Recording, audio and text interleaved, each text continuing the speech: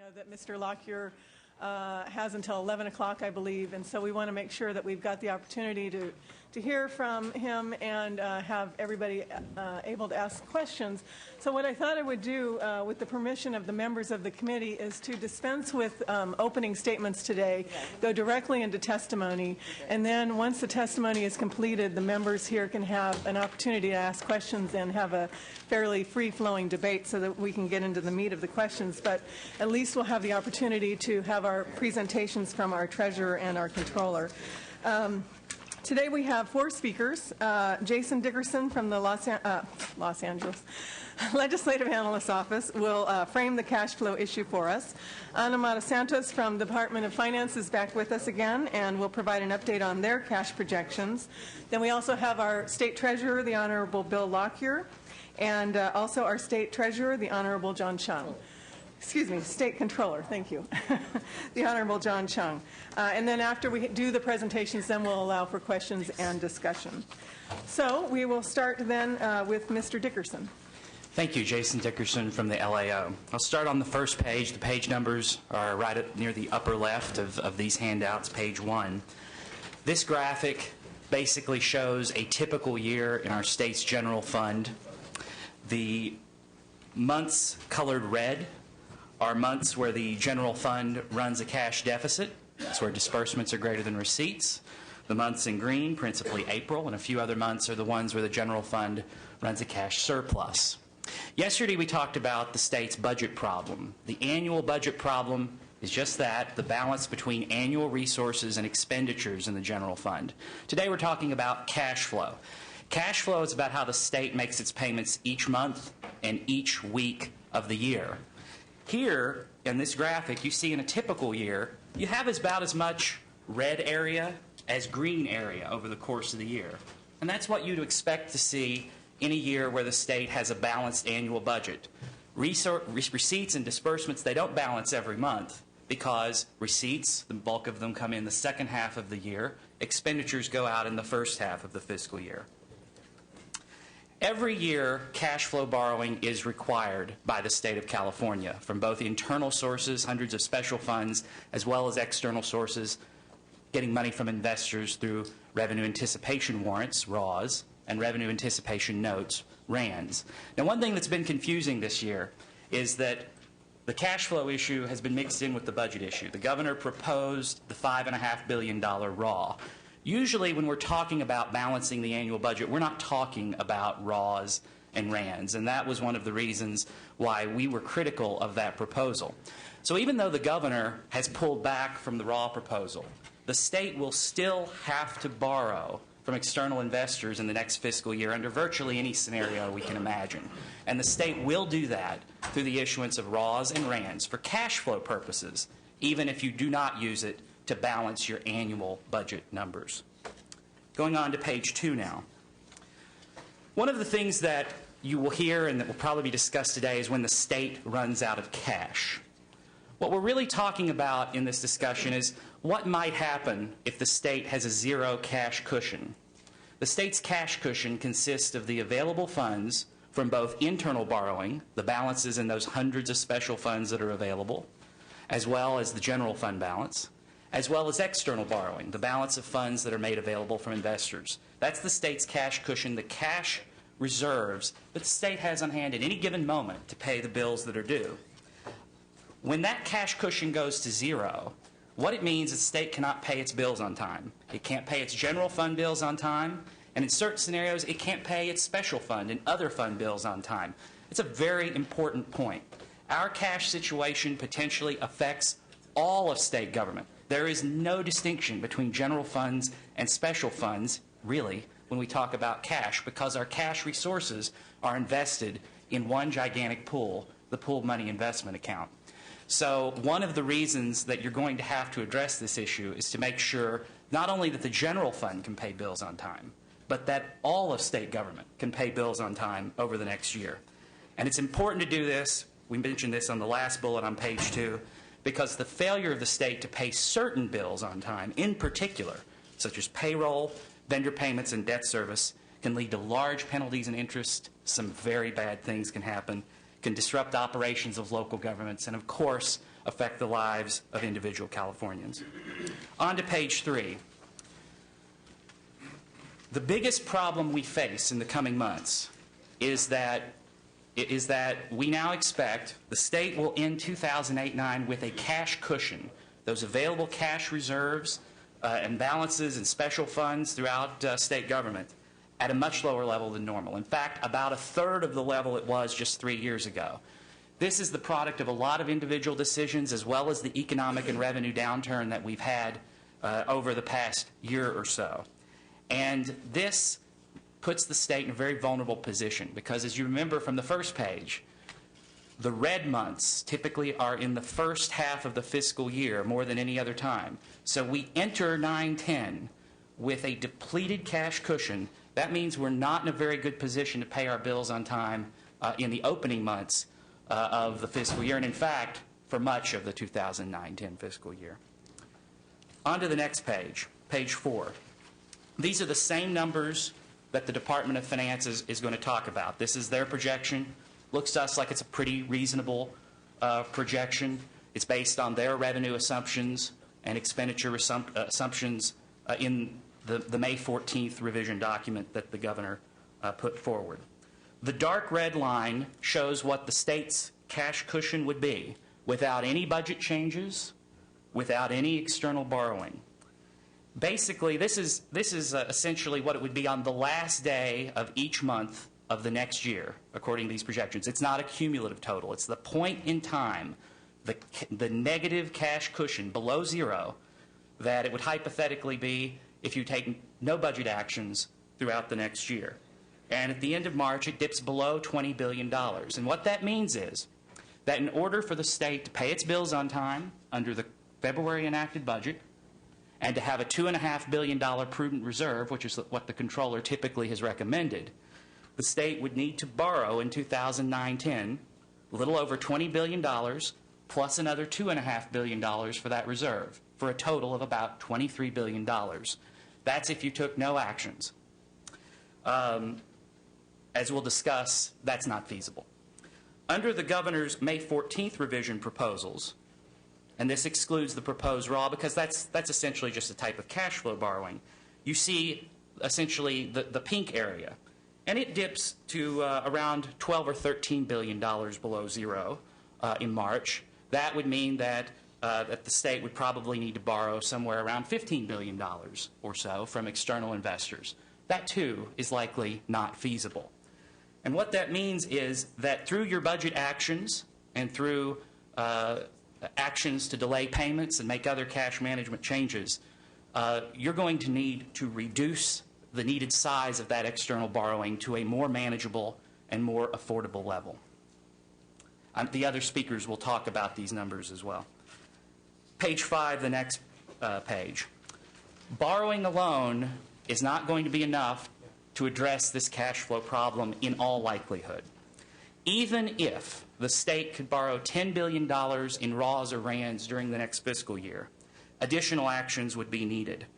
And those additional actions will have to come in the way of budget actions, revenues and expenditures, or in the form of payment delays, moving payments to later in the fiscal year after the state brings in the bulk of its receipts in April and afterward. Payment delays will almost certainly be required. Just as last year, this conference committee discussed delaying school payments and certain local government, university, and other payments, you're going to have that discussion again in almost any scenario. Billions of dollars of scheduled payments will almost certainly be required.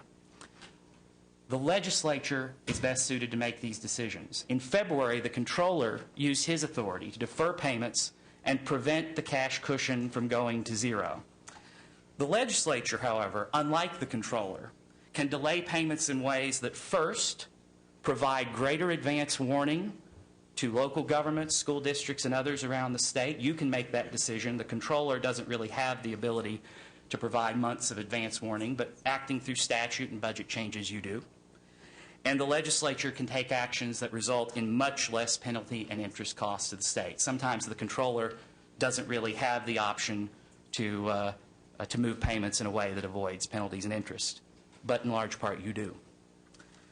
Page 6, Our summary recommendations, as we recommended a few days ago, we recommend that you take actions to reduce our short-term borrowing need in 2009-10 below $10 billion.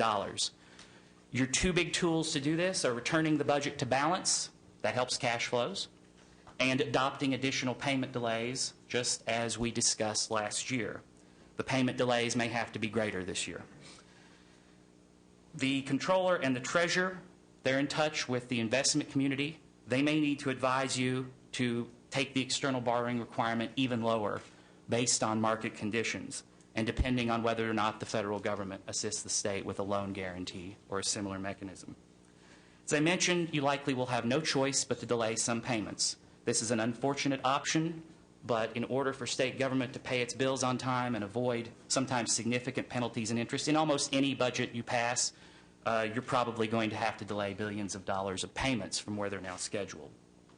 We recommend that when you adopt these payment delays, as well as with budget reductions, as we discussed yesterday, that you adopt measures to give local governmental entities and school districts flexibility to the extent you can, and to allow exemptions for the most financially distressed entities. You'll probably hear the word trigger a few times in this discussion. I'm going to use it in a little different way from some of the other speakers here. We recommend that you think about adopting a trigger that would, in the circumstance that maybe things turn out a little better than we expect, that would allow the Pooled Money Investment Board, it's made up of the Treasurer, the Comptroller, and the Director of Finance, allow them to trigger off portions of these payment delays if for some reason the cash situation allows during the fiscal year. I will stress, however, that local governments and school districts need to begin preparing for the budget reductions as well as payment delays, universities as well. The legislature needs to act quickly, as we mentioned yesterday. You know, there's not a single date that's the right date to take action. Cash is pretty fluid. It can go up or down by billions of dollars in a particular month. But if you look at the cash flows, we begin to hit a cash flow wall as soon as July. We hit a really big wall beginning in October and November. The earlier you take action, the earlier the Comptroller and the Treasurer can go out to the investment markets, the better the cash flows will be, and potentially the less need for payment delays that can be really disruptive for universities, school districts, local governments, and others. So that concludes my talk. Thank you very much. Department of Finance. Thank you, Madam Chair. Ana Mata Santos with the Department of Finance. I believe you have before you a table that kind of looks like this, that provides some of the information that Mr. Dickerson walked through. The first line basically summarizes what our cash need and need for external financing was at the time that the February budget went into place. We were essentially looking at $13 billion of necessary external financing to be able to pay our bills on time through the year. The second is the line that shows what Mr. Dickerson references our potential need for $23 billion in external financing if no budget solution was put into place. And as Jason mentioned, you can see that our challenges begin in July, in part due to delays and deferrals from the 8-9 year into the 9-10 year for when those payments will occur. The May revision contingency plan is modified by the removal of the RAW, shows a need for external financing and or additional cash solutions of roughly $14.5 billion. We're currently working on including the additional solutions that we discussed yesterday, and that will likely reduce the need for external financing by some amount, maybe in the billions. We have to work through those numbers. We're currently working on different cash solutions to be able to reduce our need for external financing. Some of the options that Mr. Dickerson spoke to in terms of deferrals and other solutions. The impact of budget solutions on cash was a very important factor for us in determining what solutions to include in the May revision. Their impact on cash, in fact, is part of the reason why you see some proposals missing from our May revision plan. Things like suspending Proposition 42, while helpful on a budgetary basis in the budget year itself, creates an out-year deficit without providing an additional cash advantage in the budget year. So one of the things that we've been looking at is really looking at solutions that address cash as quickly as possible, since that is our most important thing to address in the short term, given our problems coming this fall. And maybe I'll leave it at that.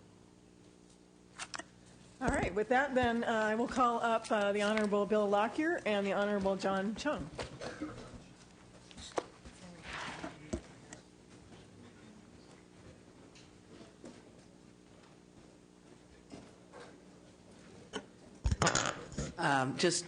You may come back, but I just thought everybody should know that even though we're here today, Michael Cohn, it's his birthday today, so he's celebrating with us, right? That's what I heard. Little birdie told me that. Happy birthday. I won't try to sing.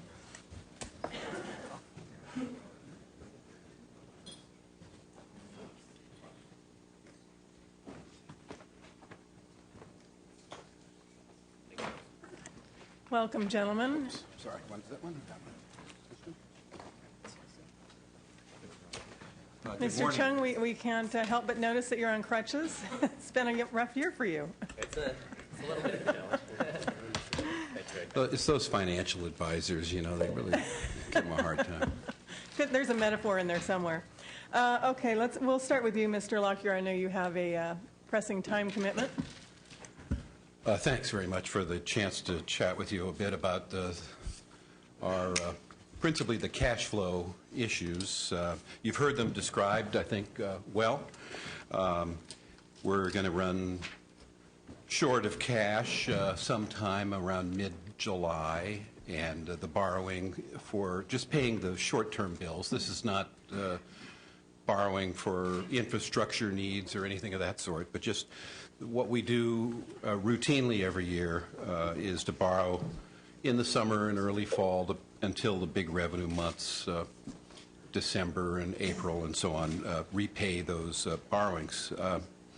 Well, obviously, to complete a cash flow borrowing, we need to have a budget solution in place. And we would estimate about 3 weeks prior to the need to get to the market. Sometimes they urge a little more time on us and sometimes a little less, but that's a decent estimate of how much time we need in advance, which would suggest that end of June would be the appropriate time to have a budget in place. And of course, not just any budget, but a budget investors can believe in. And it means a credible plan that we can go to market with and not be subject to security, criminal and civil violations that explain to investors how we're going to pay those bonds back, and not just for this current fiscal year, but the next fiscal year as well. And so, if I may, I just would comment briefly on what the rating agencies and investors expect and what they're critical of with respect to California's budget histories. They particularly focus on deficit financing during recent years, growing tax anticipation notes as a percentage of the budget, over-reliance on non-recurring revenue sources, budgetary impasses, and excessive internal borrowing. Those factors have contributed to California having the lowest credit rating in the United States of any state. There are days when I think that's unfair, but it's a reality and it affects our ability to borrow. So it seems to me that the kind of budget that will require before the end of June is one that's almost entirely comprised of service cuts. And my suggestion to you is don't delay the pain. It's going to be awful, but just get it done. It's going to be worse if it doesn't get done. We won't be able to produce a California comeback until we have a fiscal house on a solid foundation.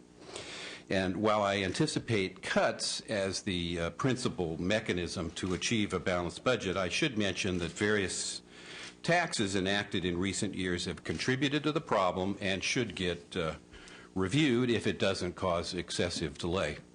And I want to mention one statistic in particular, because I hear the comment about how unfriendly California is to businesses and how we overtax them compared to other jurisdictions. So I hope, and I don't know what the right number is, but at least because people rely on tables of averages and so on, let me tell you what the numbers are. As a percentage of profits that businesses pay to state and local governments in the United States, it's 16.99%. California, 16.98%. We're actually slightly below the national average. Now, maybe the averages get skewed by high states and low states and so on, but I think it's worth bearing in mind that there have been tax cuts that probably should be reviewed in this environment, but I don't hold out much hope given the political environment. I will say that the governor's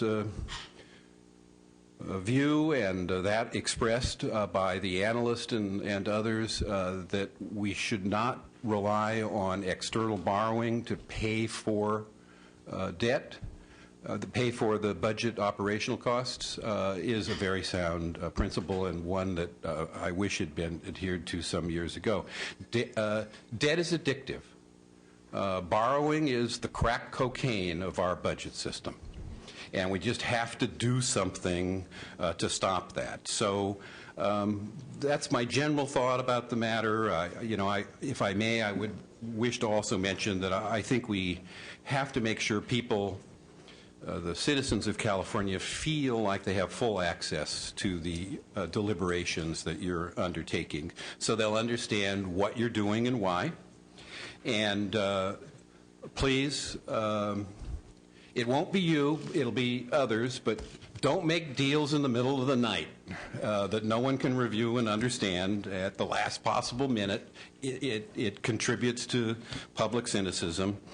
And to make sure that people feel that what the result is fair and understandable. Now, my own view about the only way you'll probably accomplish that is essentially across-the-board budget cuts for roughly the same for every program. Now, I know there'll be those that say that means you're not prioritizing correctly and so on, but it's the only way people will understand that it was a fair outcome, in my view. And maybe there'll be exceptions in a limited number of cases, and I hope when that happens that it'll be understandable why the exception was made, and they'll be kept to a minimum. And also, the public should understand that cuts aren't being made as some sort of punishment because people were upset about their recent vote. So now if I may focus back again just on the short-term borrowing. As you've heard, the suggestions have been uniformly keep it under $10 billion. The truth is we're not sure we can borrow $10 billion. There are legal and practical constraints. This is not borrowing to 30-year borrowing to pay for infrastructure or something of that sort. It's the short-term borrowing that we have to do to just pay the bills, as you see in the chart, $500 million in the red in the month of August, and so on. And so our liquidity position, our overall fiscal health, and the fact that those who buy, the investors who purchase revenue anticipation notes are pretty far down the repayment taxonomy of guarantees of getting their money back, unlike GO debt, make it very, very difficult in a weak credit market to borrow much. So we're going to try to do it with RANs, short-term borrowing that has to be done within 1 year. The interest rate is less on short-term RANs compared to RAWs. Of course, what happens is we like them to do RAWs because the controller gets to take the heat for that, and my office does the RAN, so we sort of lob it back and forth. But anyhow, we're going to try to do RANs, but there is a cap. And we have to be sensitive to the fact that we could potentially get downgraded. With the short-term borrowing, unlike that letter system of ABC, it's MIG 1, 2 and maybe there's something called MIG-3. We're perhaps getting there if we aren't careful about the budget solutions, which means the cost of borrowing skyrockets. And you wind up, during the current fiscal year, needing to go back and make another series of cuts that could be as much as $1 billion in order to finance the short-term borrowing. So somewhere between $500 million and $1 billion is that extra increment of cost because of our circumstances and the market conditions that we see. So it's just it's $2. It's, you know, $1 you pay for borrowing and $1 you have to cut out of some other program in order to finance that extra borrowing. And the only real solution is old-fashioned, balanced budget that people believe, revenues and expenditures being in line. Well, we've talked, you know, about a federal backstop that would perhaps permit us to borrow in the credit markets in the way we've done historically and have credit insurance, in effect, backed by the U.S. Treasury, rather than the traditional mechanisms.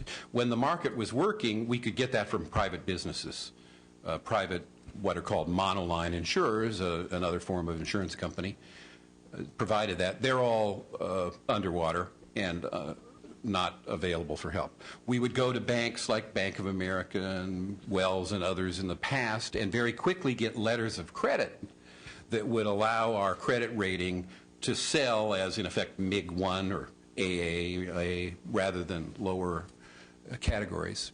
And those banks are unable to provide the sort of credit enhancements that we would need. And so that meant, well, let's see if that's possible, since the federal government seems to be worrying about everything from, you know, credit from student loans to General Motors and AIG. What about states and cities that are in trouble? And it's very clear from their comments, including last night in telephone conversations, we should not expect any help from the federal government. This is something that has to be done in California by Californians, and that's my testimony. Thank you very much. Well, what a note to end on. Yeah. That's bad news. All right. Thank you very much, Mr. Lockyer. Mr. Chung. Thank you. Good morning, members. Thank you for the invitation to address the Budget Conference Committee. Please know at the outset that I'm here to help you in any way possible. We are experiencing the greatest fiscal crisis since the Great Depression. I feel a little like the four accountants of the apocalypse, except we had to sell the horses. The last time our four offices addressed you was back in December, when we warned you that without budgetary adjustments to improve revenues or cut spending, we would be facing a $4 to $5 billion hole in the state's bank account in February. The budget was enacted in late February, but unfortunately far too late to avoid delaying more than $4 million worth of payments to Californians. I don't need to remind you, because you are very well aware of and you're very sensitive to the pain that was experienced by the taxpayers whose refunds were held up, by the private sector vendors who did not get paid for their services and goods that were provided to the state of California, by low-income families and the elderly and the disabled who lost cash assistance in some respect. Obviously, we worked to make sure that the federal government continued to make those payments in many cases, and by the workers on 5,300 public works projects that were stopped by the Pooled Money Investment Board, a board, as Jason mentioned a little bit earlier, that is chaired by my distinguished colleague Bill Lockyer, member Janest, and myself. I just want to give you a sense of this. Today, I am here to tell you, no matter how bad you thought February was, without immediate and real fixes to the state's budget, sometime next year, we will have a cash crisis that is 4 times as large as what would have been the worst point this fiscal year, which we averted, but it would have been in April, where we had expected a $5.3 billion cash deficit. Revenue anticipation warrants should not have been included in the May revision as a budget solution, and I want to recognize and thank the governor for correcting yesterday to remove them. It was not a sensible act. RAWs have always been intended to address cash flow shortages and not paper over out-of-balance budgets. This summer's cash flow borrowing will be tough enough without any litigations or challenges attacking the legality of revenue anticipation warrants as a budget solution. And there is a huge, huge difference between budget and cash, and that's where I'd like to begin my presentation. I have a handout with a number of charts. The first chart is on page 1, which will explain the difference between budget expenditures and the cash expenditures. In December, I went over this briefly. As I indicated, there's a big difference between the budgets you develop and the cash that I have the good fortune to manage. Simply put, a budget is a plan, and the cash is the result. Budgets are spending plans based on projected revenues and expenditures. Sometimes those revenue expenditure projections are off. Cash, on the other hand, is what actually comes into and is paid out of the Treasury every day. It is not a guessing game. In a budget, expenditures are tied to an appropriation for that fiscal year, while on a cash basis, expenditures can be tied to an appropriation from a current or prior fiscal year. As an example, this year we paid out a capital outlay project that had been appropriated 11 years ago. Now, on a budgetary basis, revenues and expenditures can be scored on an accrual basis. Cash cannot be. If you look at the bottom of page 1, you'll see a chart that shows how budget and cash differ. This is for the 2007-2008 budget.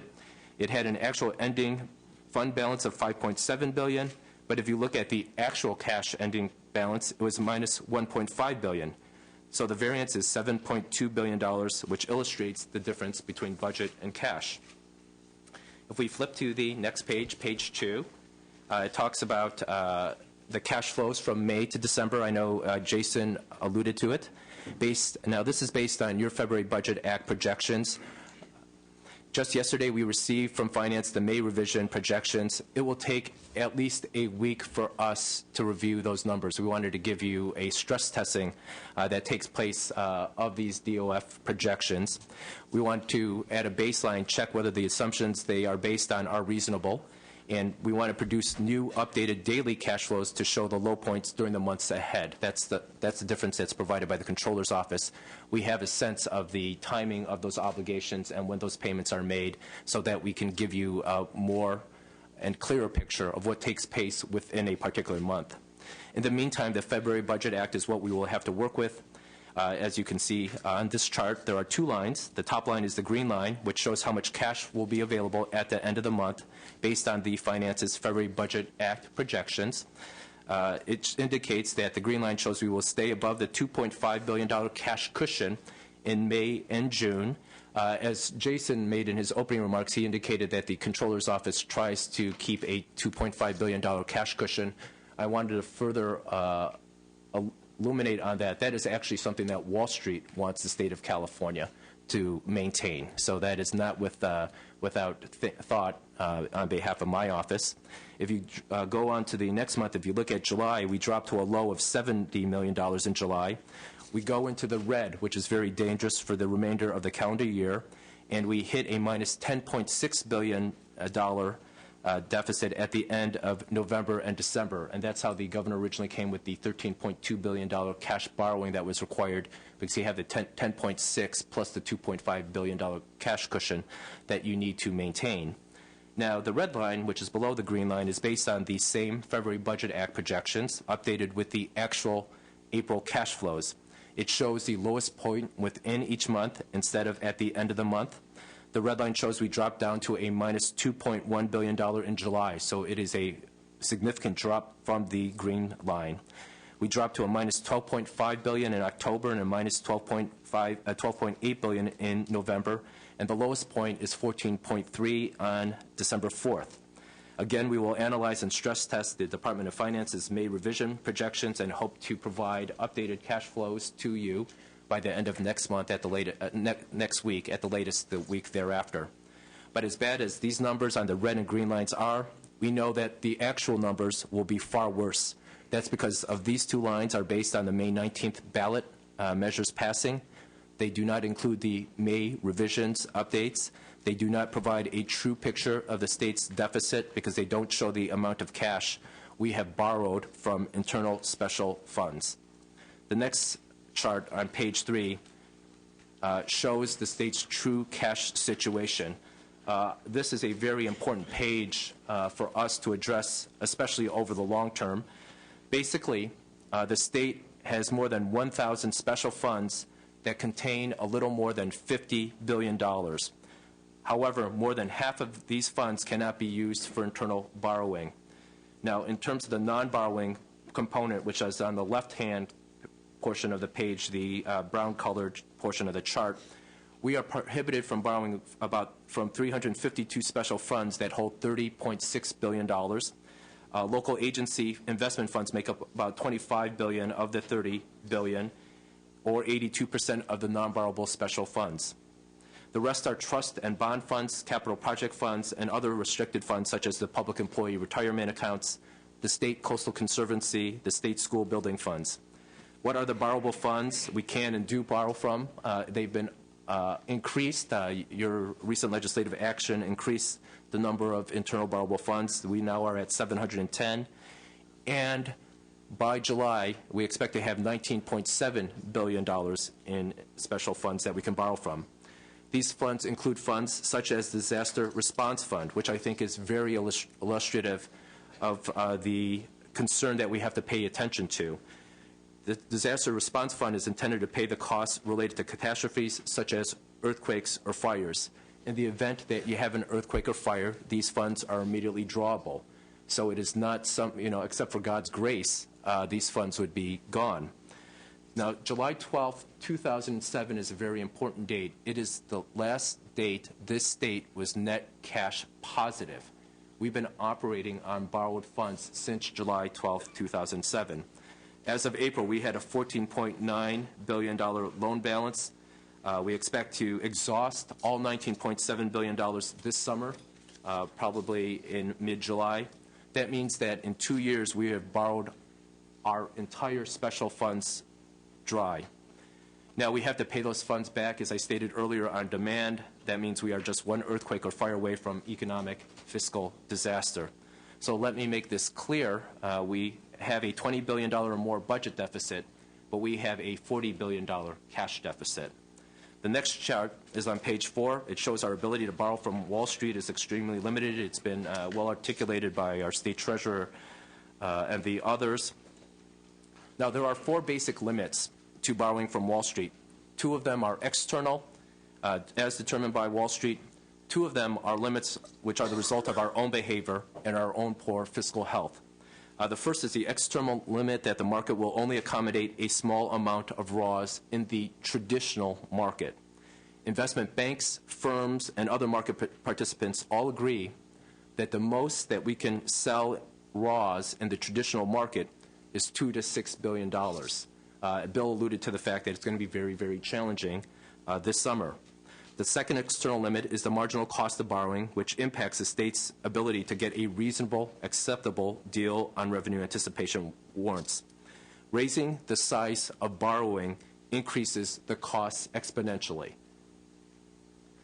That is why borrowing $10 billion will not cost double what it is for $5 billion. It could be 3, 4, 5, or even a larger number of times more.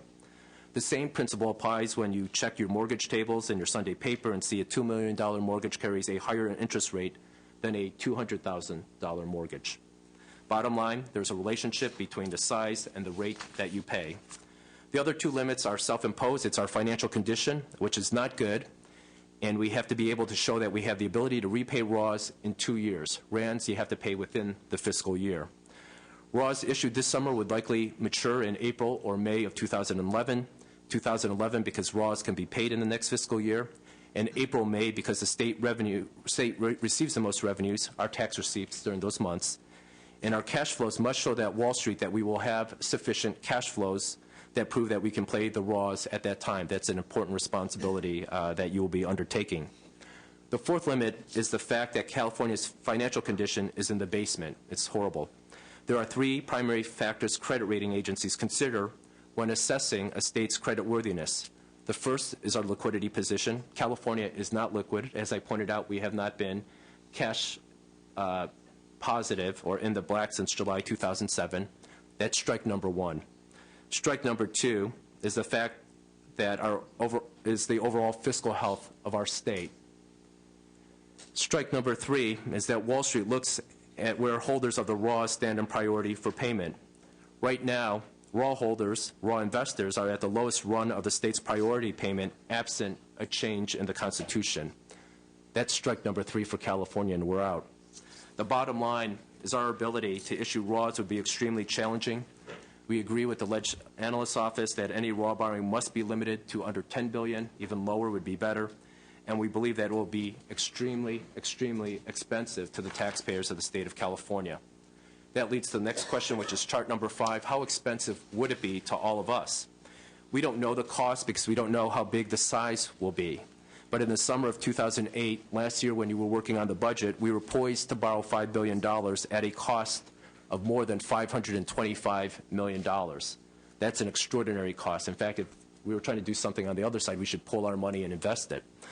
At that time, we were expecting to have the highest short-term investment grade rating because of the availability of credit enhancements. That's challenging, as Bill made earlier statements to. And the credit market was better in August of 2008. If you watch what has happened subsequently, that was prior to the Lehman bankruptcy, the AIG bailout, TARP, and the conversion of major investment houses to commercial banks. A lot has changed, and unless the legislature takes action, we may need to borrow much more than the $5 billion we were poised to last summer. This year, we are looking at borrowing at 3 to 4 times more if there is no solutions provided by the legislature. We won't know the actual size until we complete the analysis of the the Finances May revisions, and we produce those new cash flows, which you will review. But what is clear is we are in a far worse economic condition now than we were last summer. And we already have the worst credit rating in the country. We are at the risk of further downgrade, according to many market participants. Our RANs have a Tier 2 rating, and they are more secure than our RAWs, so expect a worse rating. Bill referenced MIG 3, and we don't have any revenue forecast showing RAWs could be repaid in 2010 or 2011, so the market will assume the worst of California. We are in a bad state of fiscal health, and the credit market is on life support, so it's not strong on either side. So it will cost us more than $500 million to borrow the $5 billion last year, and it will cost more today. Now we're looking at the largest borrowing with the worst rates and the worst credit market in 80 years, and we don't know what the cost will be, but they will clearly be crippling to all of us. The next chart is chart 6. You can see what the impacts are. It is a determination you need to make in terms of your decisions. That's why clearly we are strongly advocating to try to reduce the interest costs that states will pay. Look at the number of teachers, the peace offers, the nursing home inspectors, and what it will cost us this summer. You have a very powerful choice in front of you. The next choice is a chart that I went over very briefly in December. It's the cash management tools that we have available. So the first in the cash management tools is cash. It's the personal income taxes, the corporate taxes, the sales taxes that go into general revenue funds. As I stated, July 12, 2007 was the last time we were net cash positive. The second is the internal borrowing, that up to $19.7 billion that we will exhaust probably sometime in July. The third is the revenue anticipation notes and the RAWs. They are limited and costly, as I just went over in the last chart. I will skip over fourth right now. The fifth is the payment deferrals. That's the painful action that I had to take in February. It's the painful action that is a choice that one of the previous speakers outlined to you. We had to delay $4.1 billion. The number was actually up in terms of the delay in payments of refunds to taxpayers, the payments to vendors, to local health and social service agencies. As I pointed out again, we are facing a time where our cash numbers are going to be 4 times as bad next fiscal year. IOUs, which we discussed earlier last go-around, are not available to us now. Why are they not available to us now? Payment or issuance of IOUs is an admission by the state of California that we do not have the ability to repay. And as you can imagine, as an individual, a business enterprise, or government, if you cannot demonstrate that you're going to pay the money back, who is going to loan you money? So based on the information that I have today, it is very clear. The most important cash management tool that we have is step number 4. It is your leadership. your expertise to remedy this situation. However, it's clear that the time to work those solutions is now. We need those solutions, if you can, by mid-June, because as Bill indicated, we have to establish with the market so they can have an opportunity to evaluate the cash flow borrowing situation of the state of California. What you do or do not do will dictate the size and the cost of that borrowing, and more importantly, what will happen to the residents of the state of California. You've heard from the Doom Squad. The Doomsday Duo. Thank you very much, gentlemen. Lots of information here for us to digest. Now is the time for comments and questions from the members here. We'll start with Senator Ducheney. Let me focus on Mr. Lockyer, since he's going to have to leave soonest, but a couple things that sort of your discussion reminded me of, or made me question.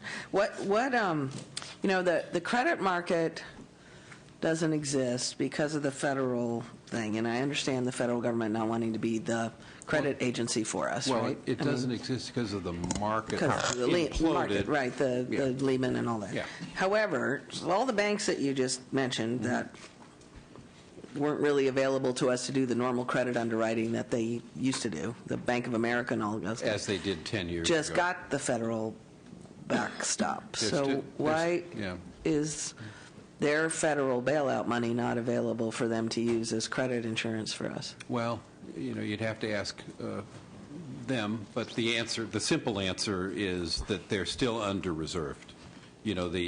Both of those major West Coast banks have been required to go out and seek new capital. I think it's $34 billion for B of A, for example, if I remember correctly. That may be the other way around. But and so they don't have reserves that they can dedicate to this in substantial To ways. insurance. Now, they both indicated, and as well as others, that they'll do something, that they'll stretch. Maybe there's $1 or $2 billion that they could enhance. okay. It helps, but it's not going to get us there. Okay, and now when we talk about the RANs, what do we think is the upper limit of our ability to use RANs right now? Well, In there's a June or legal July or issue whenever it that's is. not fully resolved, but it's essentially this, that the Attorney General's office has suggested that the maximum you can borrow with a RAND, the ceiling is the anticipated surplus at the end of the fiscal year. Oh. I don't know that that's legally correct. Yeah, that doesn't sound right. But yes, that would put a very, very serious constraint on how much we can borrow with RAND. And then we'd be forced into the raw.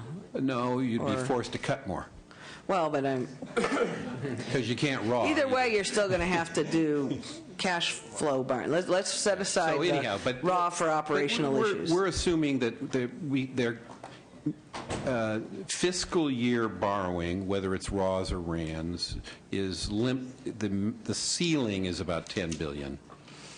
Okay, but because I'm trying to focus on the RANs because we obviously don't want to do the RAWs if we don't have If to. they're- We if went it's through this avoidable. discussion last year. Yeah. And that's why I'm trying to think about how the RANs could work, and if the cash flow issue were brought to a level that it's 6 or 8, or Mm-hmm. are we in a position to avoid the RAWs or not? I mean, I guess it's Yes. potentially. Now, I mean, no. it partly depends. You can't do a RAN unless there's a budget in place. Right, I've got all. So, which is one of the reasons we do RAWs, because it goes into the next year for repayment. I see. When there's no budget out there. But that's just another reason that we need to get a budget in place. Okay. Otherwise, the there's no borrowing. And the date by which you have to Well, we say move to end of get a June. RAN? So if the budget's in place Yeah. in June, Now, then you there can could be- many July to Right. get the RAN Now, you need to there- survive August? Is that? Well, there could be, kinda- yes, but there'll be a lot of deferrals. How many billion do the schools get in July? Someone will tell us. Several. Several billion, yes. Seven. Okay. The Okay, number that's so coming from the back row is maybe seven. they won't get their money Okay. and things of that sort if you can't borrow to pay the bills. And vendors, and you know the problems. You've been through it before. Right, one more, just because the controller did mention the projects and what happened in December, can you update us on where we are with the GO bonds and projects and that whole issue? Sure. I guess that's We keep thinking that's the bright spot in the economy that's the here. relatively good news. We were able to go to the market twice this spring and borrow close to $14 billion in long-term bonds. And that's replenished the infrastructure accounts. Now, that's not money that can be used for the state budget. It's a separate, but just to make sure people understand that, you do. Yeah. But those infrastructure projects, the 5,000 or 6,000 of them that were frozen, are essentially unfrozen. There's still some that the Department of Finance is reviewing to see whether there's enough cash coming in to unfreeze them all, but the promises that have been made and money that's needed to secure federal matches and things of that sort has been flowing. So all of the December backlog is more or less, I mean, most of the yes. December backlog Yes. is gone, but we aren't issuing new ones for new projects. We're not doing, We're not issuing loans for new projects. Right. Okay. There are monies that The federal there was monies. a big long line, but yes. Now we expect we'll. so need- that should have kept some people working or brought some sure. jobs back? Or? Oh, yeah, well, tens of thousands of people, I would think, jobs that would have been lost but for that infrastructure stimulus by Californians and the federal money. And the federal money. Yeah. All right, but if we were, is there, I guess have we allocated, I don't even know if in this budget we've allocated new bond, I mean, I'm a little nervous about any new bond projects, except I'm hesitant to stop anything, so I'm trying to figure out where that line is. Well, there are some bonds, some GO bonds that the voters have authorized. Yeah, authorized, though. That are We don't waiting have to- for further legislative determination To allocate. about what projects they'll be spent on. To allocate them. So we haven't allocated them, you don't have to go Not borrow all of it them. until we, and if we haven't But allocated. I think we anticipate that the current revenue stream for bond financing for most projects will be almost adequate for the remainder, for the next fiscal year. Oh, okay. So we So we don't there's a need to pretty borrow good- any money to keep projects going No, through this, we're- fiscal- we more or wanna- less. I We mean. want to make sure of that and fine Yeah. tune. We may, just because we'd like to, we try, because you plan ahead for projects that are in the works, you may need to go to the market for money you anticipate spending a few months later. And so we may be back in the market for long-term bonds. But and one of our worries that you've heard from both of us is the long-term GO credit rating Right. can That deteriorate concerns me. Yeah. further depending on our cash situation and Right. the extent to which we have RAND borrowing and so on. But unless and until we allocate for further projects, we're kind of covered for the moment. I guess I'm trying to think about how to allocate the other bonds, and I'm Well, not quite you'll- sure whether or not to do it, that's all. I don't know the list. I'm sure someone has it of what still is unspent in those ways. Yeah, we'll find that but, yeah. later, but, okay. But unborrowed is the point here. Now, as the All right. debt manager, Senator, Yeah. there's a lot more on the shelf that we haven't gone to market with. Right, that's what I'm- Partly because we don't want to create a glut. Right. That both injures existing bondholders that have invested in the state and to cause a deterioration of our credit. Well, that's what I'm saying, we don't want to issue those bonds If you don't sit on it, I until we will. need them. Yeah, okay. That helps. All right, yeah. Mr. De Leon, followed by Senator Walters. Thank you very much, Madam Chair. Mr. Chung, Mr. Lockyer, thank you very much for your very poignant forecasting as well as commentary. I will say one thing. I do want to underscore that I didn't have an opportunity to come here yesterday. I had a family obligation with my daughter. But obviously the purpose of these hearings to be open, public, and transparent for the public to be involved during the course of next month is going to be very clear to everybody. There's not going to be any closed door if you will, negotiations on this issue. That's the purpose of this joint budget committee. I, like you, Mr. Leichert, do agree that the methodology is somewhat flawed and in dispute with regards to how Moody's and Standard & Poor's and Moody's and Fitch, compute our credit rating in the state of California. Obviously, that affects what we have to pay back on debt service. So I do concur with you on the issue. You may have answered the question already with regards to our credit rating for the state of California, because unlike the long-term general obligation credit rating that we have, whether it's AAA, AA's, getting down to junk bond status, what have you, et cetera, we do it by MIG. And it's different, but For short term. For short term, Yeah. for short term, more specifically in this case, within the context of our RANs. Question I have is I know that with the global financial meltdown right now, with the national recession, what does the credit markets look like at this moment vis-a-vis our traditional markets right now? The Vanguards, the Templetons, the Fidelities, those folks who usually queue up to purchase our short-term notes. There's a Security and Exchange Commission rule 2A7 that does not allow them to buy notes that are rated as low as ours. So a lot of the potential institutional investors can't buy California paper At this moment, for the last year or so. for the last year or so, or since, Or I guess, longer. maybe when we had the cash flow Yeah. problem since July 2000. Well, it's a rating The rating. function. So if our traditional markets are not available for the purchase of our short-term notes to secure a RAN, who is our market out there? Who is we've the had unorthodox buyer? We've had success with retail purchasers, and that market is probably still very robust. There's reasons to be nervous if, this morning's Wall Street Journal is about international bond worries in the UK and U.S. Treasuries and elsewhere. So there's some anxieties that we're feeling, but the credit markets have improved a lot since last fall. Last fall, just to go out, we run a very substantial commercial paper account that just sort of keeps the money flowing day to day and paying bills. And last fall, we were borrowing for 3-day paper in excess of 9%. Now, that's improved. It's still not like it was a couple of years ago. And similarly, the credit markets have been improving slightly, but it's very expensive to borrow, and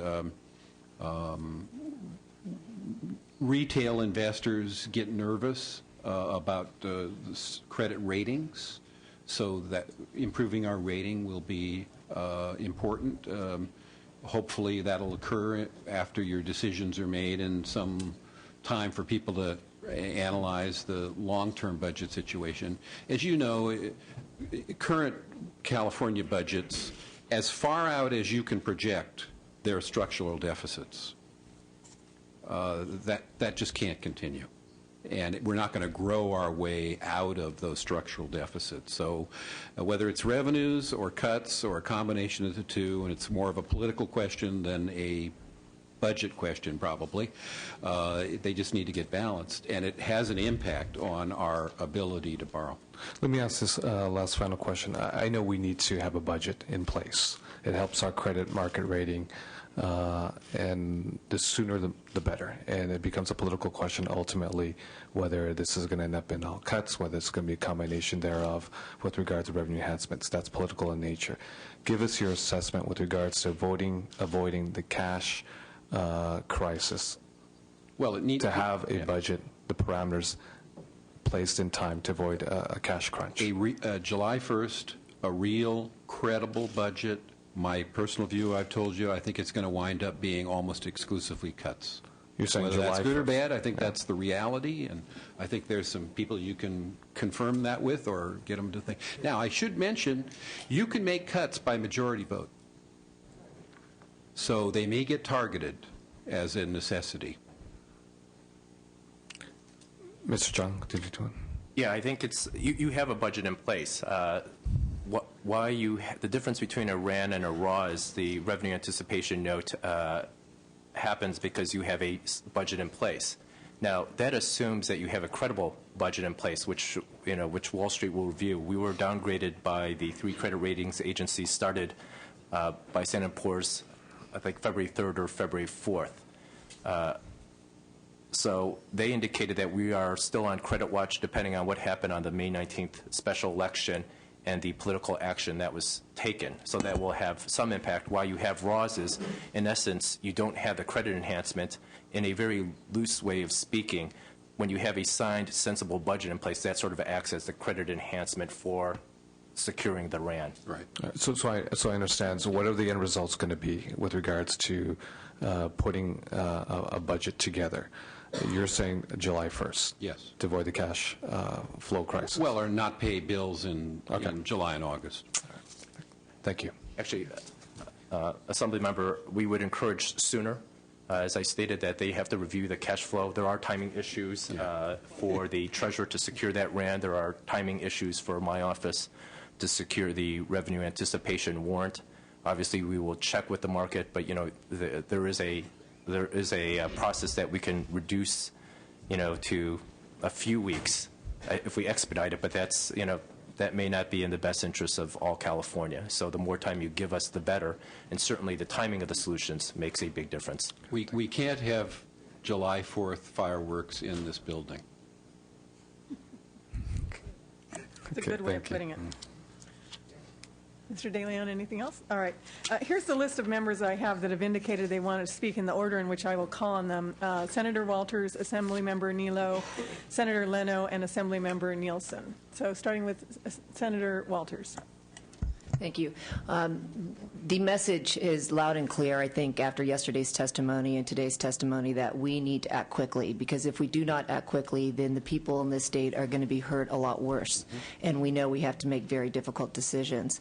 I guess my question probably is more for the controller. Are you able to provide us a list, with a priority list of who gets paid first and when? Because I know you may have to come to a point where you're going to have to make a decision of who gets paid, and I would be very interested to see what that priority list and how you make those decisions. Sure. This is the priority list under the California Constitution. Education is the most important repayment. Second is debt service. Now, some on Wall Street are very concerned because California places debt service behind education, but the voters made their choice to place education first. Third are special funds. It's those 710 funds that we borrowed from, that amount that's going to be $19.7 billion in July. Fourth are pension obligations. Fifth is payroll. Sixth is Medi-Cal payments. Then we sort of queue up in this situation the revenue anticipation warrants, the RANs, and then the rest of them are not legally protected in terms of payments. Those were the categories of payments that we deferred payment to for about 30 days, waiting for action by the legislature. I do want to note that the governor's office requested, and we agreed, I think everybody was in agreement, to make payments to small private sector vendors during that difficult February period, because they were entitled to interest for late payments in excess of 91%. So we didn't think that would be a wise use of taxpayer dollars. Is the fact that... Well, could I add just quickly, the information and research we have suggests that every other state in the country has debt service as its first priority. We're the only one, apparently, that doesn't. I don't know that that can change, but it contributes to our difficulties. Actually, that's a very big concern of mine. When I did find out that education was placed ahead of debt service in terms of paying back, does that affect our credit rating? It's a consideration. I would think it would be, because I know as an investor, if I'm going to go out, I would expect to be paid and invest. I'd be expect to be paid back first, and especially what we've seen happen in this country with the financial crisis that this country has been in. I think your investors are going to be a lot more skeptical to go out and invest in our paper. And then my other question is what level of funding do you manage in the controller's office? What level of funding do you manage? I'm sorry, I don't understand the question in terms of what level of funding. Like, do you control like $60 billion, or that you're able to, I'm talking about internal borrowing. Oh, the internal borrowing, right now, the internal borrowing has been consistent over the last year, somewhere in the $16 billion range. So that's what we've spent since July 12, 2007. But, you know, the legislature provided us an additional 30 funds, special funds, from which we can borrow. That's provided another $2 to $3 billion. That's why you get up to the $19.7 billion figure. Okay, and then there's untouchable money there, Right, too. What's that figure? The non-borrowable resources? Yeah, the non-borrowable. It's on this chart right here that I provided. It's the $30.6 billion, most of which is the LAIF. Which one? It's comprised of the 352 special funds. Okay, now, does it take legislation to borrow from that? From many of them, yeah. Some of them you cannot take from. They're like trust funds, so Okay. you'd be in violation of the law. But Okay, others- but do you know how much capacity we possibly could additionally do internal borrowing from those untouchable funds? I don't. I can have my staff review each of the funds, because we'd have to check the legal provisions and the triggers from which we can borrow, or what would be needed, whether it's constitutional or statutory, to see if we can make it additionally borrowable. Okay, that would just be, I mean, I'd like to know that as just, you know, another mechanism that we might be able to look at for potential. I'll have my legal staff review that for you. Okay. Wait, I have one more question here. Sure. When the controller gets cash priorities, do you set aside money for debt service to prevent default? That's a very powerful question. I think it's this whole management in February is to make sure my obligation to you, all of our obligations, is to make sure that the state does not default on our debt obligations. As some of the financial analysts would say, in essence, it is the nuclear meltdown of California's finances. You can imagine what would happen with a default, right? Because we can't file under federal law for bankruptcy, but a lot of the same consequences would happen as a bankruptcy. I'm sure I would be sued because I'd be paying some of the bills, right? And then if I fail to pay some of the bills because I have the cash, it's a personal felony for the controller's office. As I pointed out in a different example, who loans money when you're not paying your obligations and you have no plan in place to repay those obligations? And then you could have significant litigation, right? Because everybody who's after the money, you may be involved in some of the litigation, right? The courts may provide, we want this, the legislature and the governor to act, and you may say, hey, that's our legislative authority, that's our constitutional authority. We question whether a court can tell us what to do. So you could have tremendous chaos and calamity occurring. So we are managing to make sure that the state's cash flow so that we don't default. Okay, thank you. If I may, the bulk of those non-borrowable resources are not the state's money. The state invests them for local governments and other entities with which we have a trust relationship. We've gone through last year in conference committee and in the February session, the administration, the controller, treasurer, our office, and others, we've essentially scoured those funds. Okay. I'm sure that if any are identified that can be added to the borrowable cushion, that the administration and others will bring them to your attention. But I think there's almost no extra capacity there. And in essence, the bulk of those non-borrowable resources, that's not our money. We just hold it for other entities. I see. And the treasurer invests it. Yeah, it's a speech I give about 10 times a year to local entities. That's your money. We won't touch it. They'll put me in jail before the state takes it. So you've heard it. Okay. Yeah. Okay, thank you. Yeah, Thank that's you. the late funds I was referencing. Yeah. That's the biggest pot.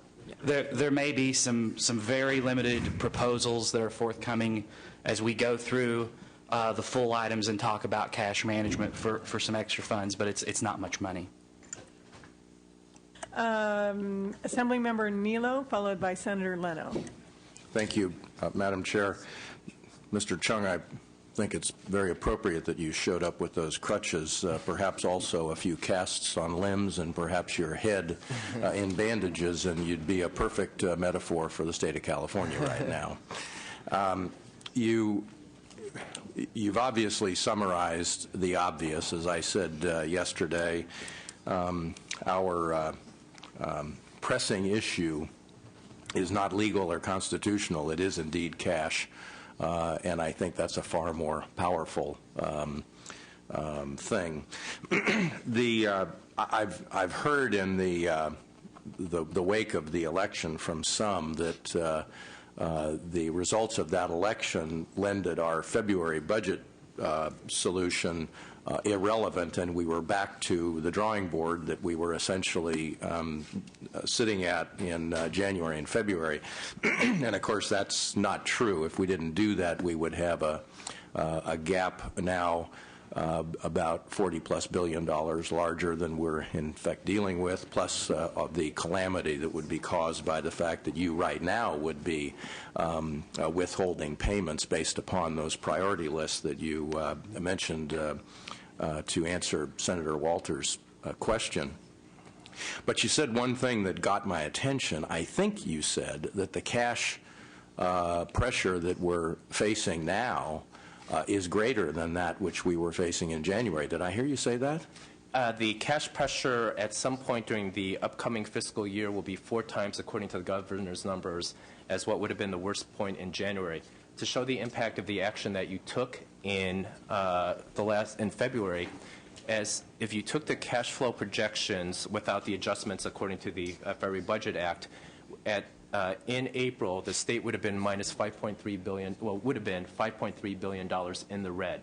The legislative solutions provided in the Budget Act reduce what would have been a $5.3 billion cash deficit to $636 million.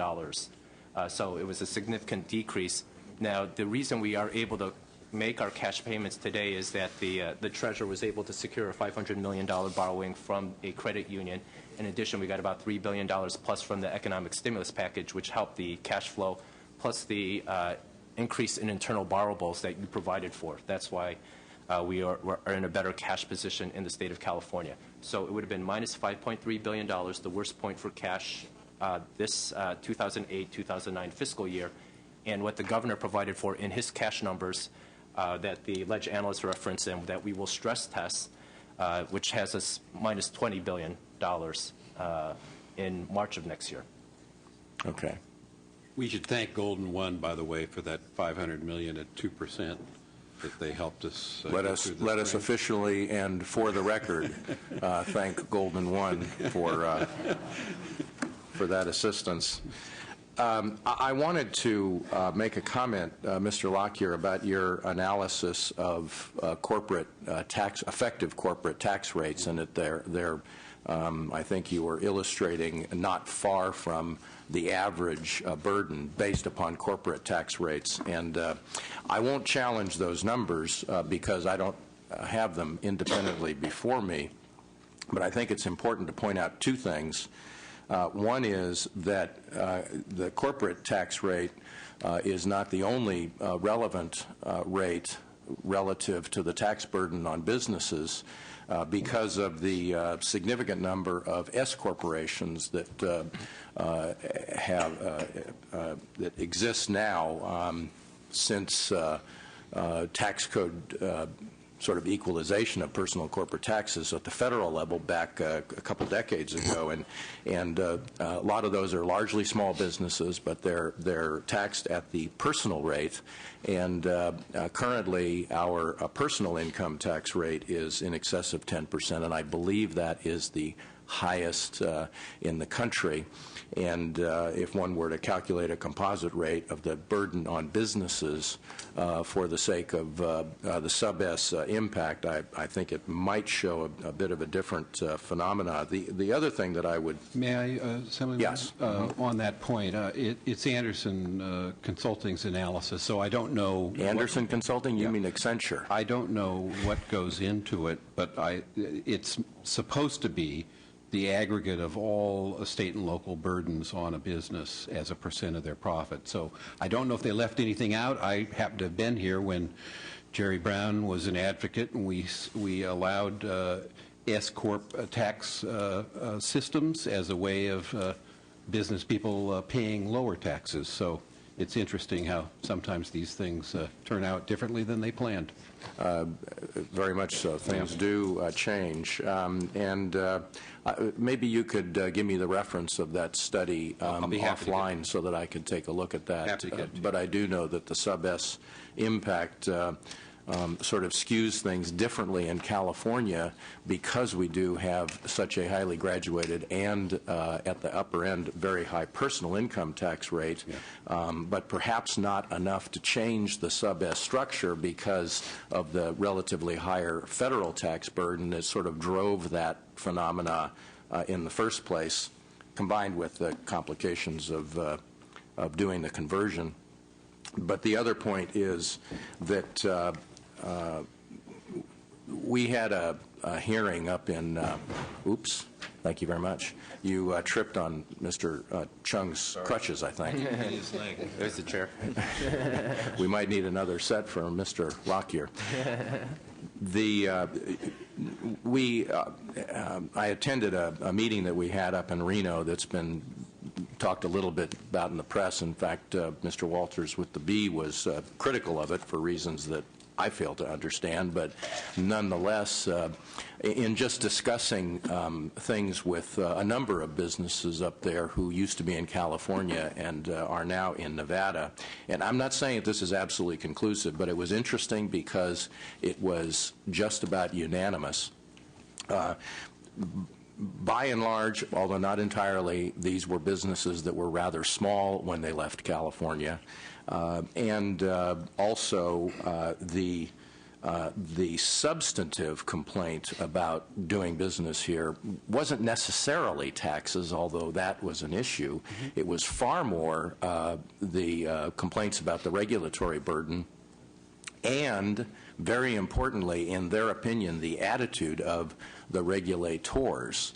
And again, I'm not saying that that is pervasive, but I think the Nevada experience was instructive in that maybe we don't realize what's happening. It's like boiling a frog because they're targeting and stealing businesses with 10 employees or less, and that's not what we're losing. What we're losing is the 100 employees that they eventually grow to in a healthy business environment.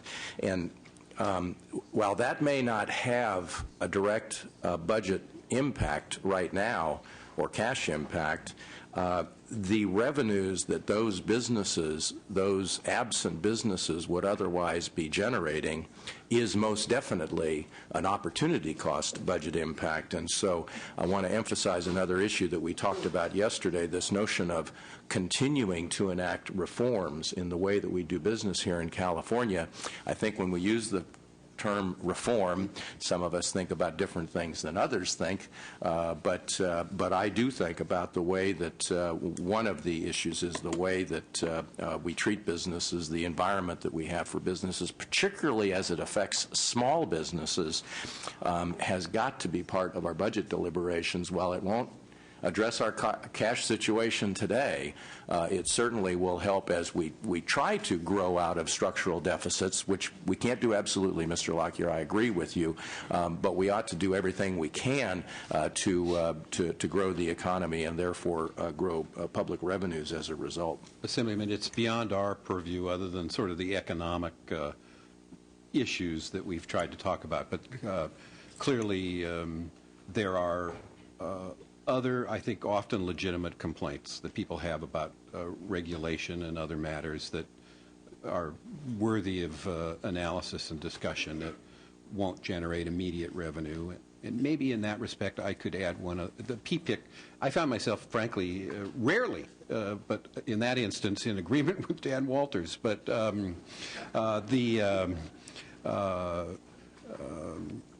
the PPIC analysis, I think, is also a constructive one on business entry, expansion, and exit. And so that's, I mention that to people as well. Nevada has a larger percentage budget deficit than the state of California. So we'll see how they feel about these issues a year from now in that state. Not a dollar one, but a percentage bigger. They will be far better, whatever the deficit is. And of course, misery does love company, so we're all very happy with each other these days because this economic blight that we are living through, we share with nations on the other side of the globe as well as states right next to us. Correct. It is a pervasive condition for sure, but I will guarantee you that Nevada is certainly happy to have those businesses, not necessarily because they're generating, in their case, tax revenues, because they aren't that much, but they certainly are generating job opportunities for their citizens, which does stimulate economic activity and eventually ends up in public coffers, as well as the wallets of their citizens. Thank you, Mr. Nilo, and thanks for raising that issue. I think, we're going to have to also grapple with some longer-term issues, and today we are trying to address the cash crisis, and I'm very mindful of the time with Mr. Lockyer having to leave at 11 o'clock. I'm hoping that Mr. Chung might be able to stay a little longer so that we can allow for some debate. But on the longer issues that were just discussed, really, as the chair of this committee, I look forward to having some dollars and cents attached to some real proposals that this committee can debate and discuss, because we need to, but we also need to be very, very mindful that the state is about to go over another economic cliff, and we've got to look at what our immediate needs are, and to the extent that proposals like those that were just discussed conceptually can do that, I would very much welcome those proposals in debate. So we will go on to Senator Leno and then Mr. Nielsen.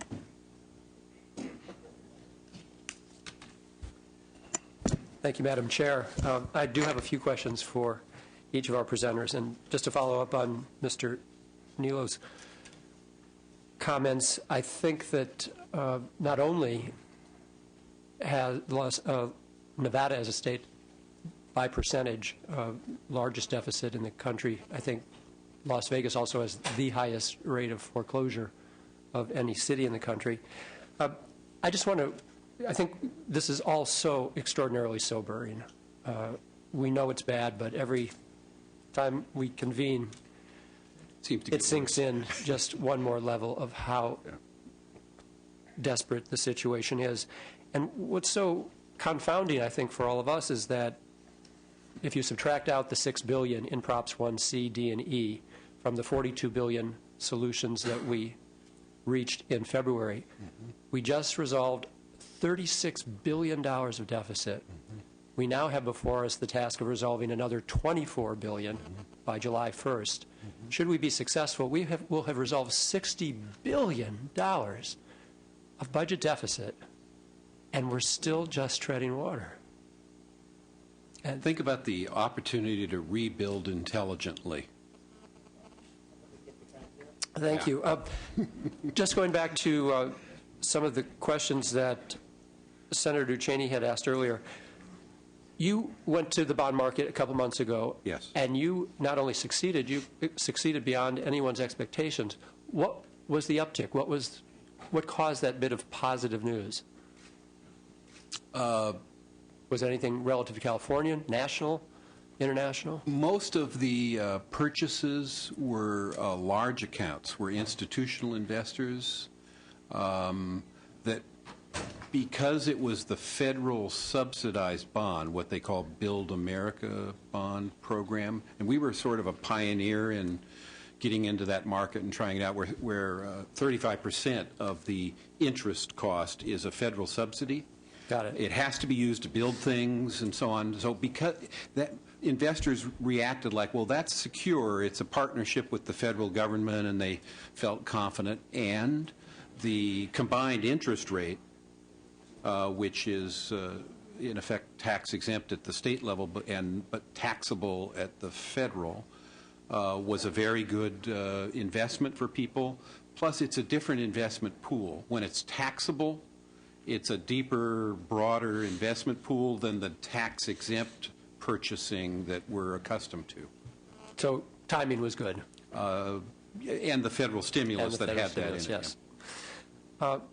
Mr. Chung, you had pointed out in your presentation the think you said, exponential difference in cost of borrowing our first billion of raw or RAN relative to our 10th billion.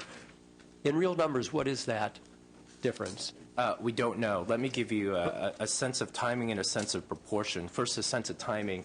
A few years ago, when we were trying to, the state did borrow $10 billion, the credit enhancements and the interest cost repayments cost the taxpayers of California $130 million. How much? $130 million during the cash crisis that took place earlier this decade. So you go a few years forward to last summer, and so originally we were trying to price a $6 billion raw. Originally, we had a subscription for $6 billion, but we were waiting on, hopefully, for agreement by the legislature and governor, which took place, so we didn't have to go out for the raw because it was very expensive. And so as the financial arrangers work the agreements with those investors, what happens is everybody wants the highest rate. So some people will come in early and say, we want 3%, right? The people at the end might say, we want 5%. Well, you can't people at the front end 3%. They want the 5%. So in all the contracts, they'll say, well, we want to get whatever the maximum is going to be paid out to any of the investors. So the question is, as you increase the money that you want for a revenue anticipation warrant, if you're trying to chase that last $1 billion and somebody wants 19%, well, we wouldn't sell it at 19%. Everybody would be entitled to the 19% if you agreed to that deal. So it's understanding what that last group of investors wants. Let me also, Bill was very articulate. Let me also talk about a different sense about the bonds that were sold. If you look at all the asset classes last year, they all underperformed. So people are searching for some place to park their money. And then and Bill took strong advantage of the market. There was huge pent-up demand in the municipal market because, right, we had all the instances with what was happening with the investment banks, with all the commercial banks, what's happening with the credit market and the lockdown. So stuff wasn't being sold for a long period of time. So again, timing was Right. very beneficial to us. And clearly we're competing with other states, which are also having serious problems. There'll be many, many states out there looking for RAWs and RANs this coming summer. You know, we don't know. We've tried, partly in connection with talking to the federal government, who consistently ask, well, do other states have this problem, or is it uniquely a California problem? And no other state is yet coming forward to say we have similar difficulties. Now, And certainly not to our scale. well, they're just not doing it. They're not claiming they have a problem. Now, they have a budget problem everywhere. But whether they can internally borrow, because we've exhausted that capacity, we don't know exactly. We keep asking. We hear the glimmers of, well, maybe Massachusetts or New York, or we hear some things, but there's nothing that's been forthcoming yet.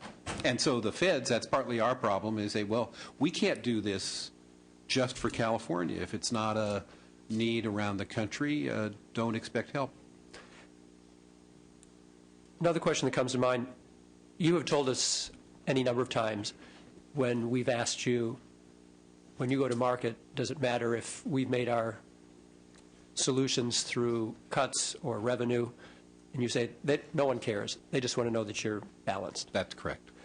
But does it impact, or is anyone conscious, aware, concerned that in the midst of the depth of our problems, we continue a very huge tax cut?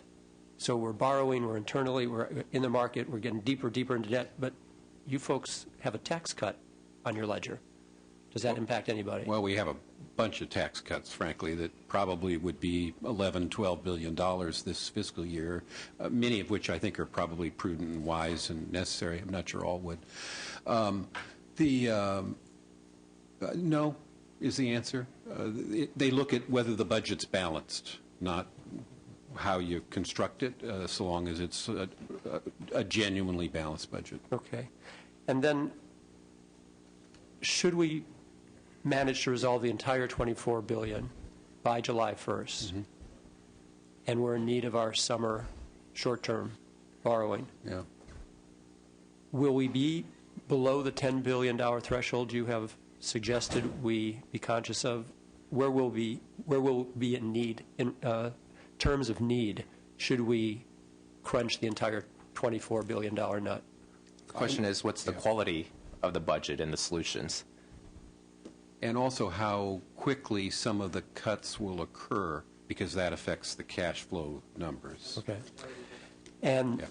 if we do keep it to just the $10 billion, which is going to be a serious challenge for us, our cost is going to be somewhere in the neighborhood of about $1 billion in interest?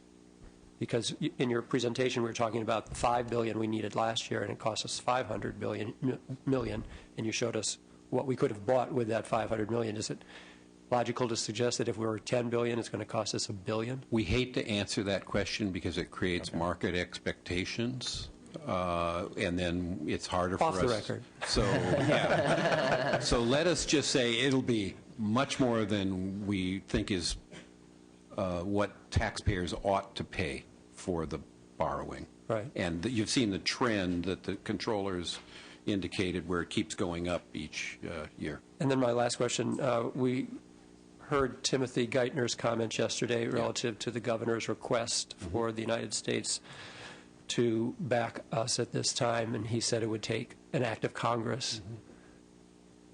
I would think that the question, should Congress be even considering this, is, isn't California too big to fail?